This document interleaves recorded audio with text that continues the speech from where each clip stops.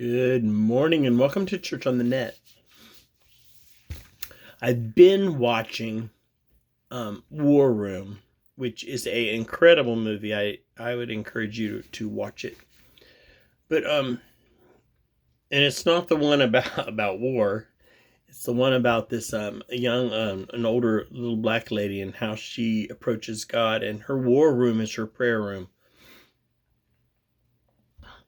And there's a key thing that she says in there that I think speaks volumes to us as Christians. We don't know how to fight. And we don't know how to live victorious sometimes. And we throw away what some preachers would say is a prosperity gospel. I don't even like that word. But we go to the exact opposite and don't have victory and don't live in victory. Now, the Lord is going to provide for you. He promises that he's going to provide for you. And if you don't like that as a Christian, then I'm sorry. He does. But not every day is going to be sunshine and roses. And what strengthens me in my walk most of the time, and I hate to admit it, is when I'm going through something and he's there. He's there. Or, where he kind of corrects me, whether gently or harshly, and I have to come back full circle. So, that being said, Jeremiah 4:7, submit yourselves to God, resist the devil, and he will flee from you. Powerful words. Powerful words. Because most of the time we as Christians, we embrace the devil. Through whatever means that we can use the Bible to manipulate it to sound like that's God's idea. It's not. It's not. Wake up. John 10:10. And we forget this too, I think. The thief only comes to steal and destroy.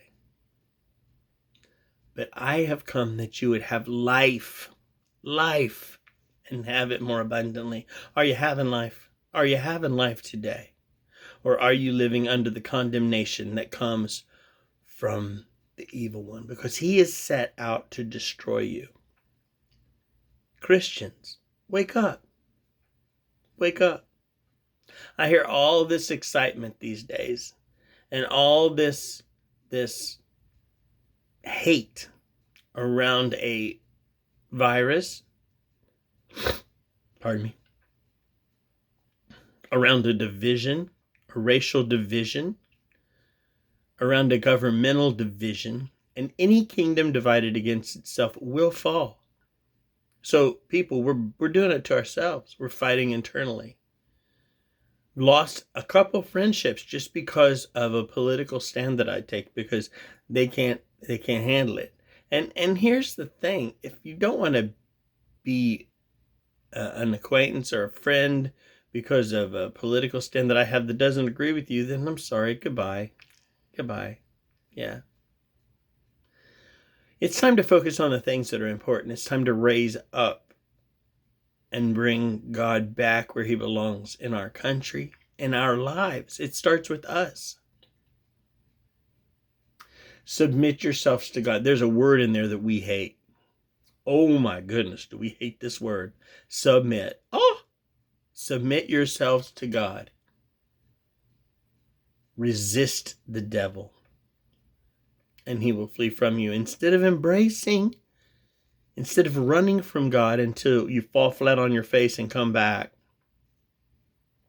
if you're lucky enough. I'm going to say that. What do you need to do? What do I need to do to change in our lives to make God number one and to put him back on the throne of our hearts? I'm going to say this, and some people don't like this, but if you look like you're walking around sucking on prunes all day and claiming Jesus and victory and hallelujah, nobody wants that. Nobody wants that. Granted, there are tough times in our walk.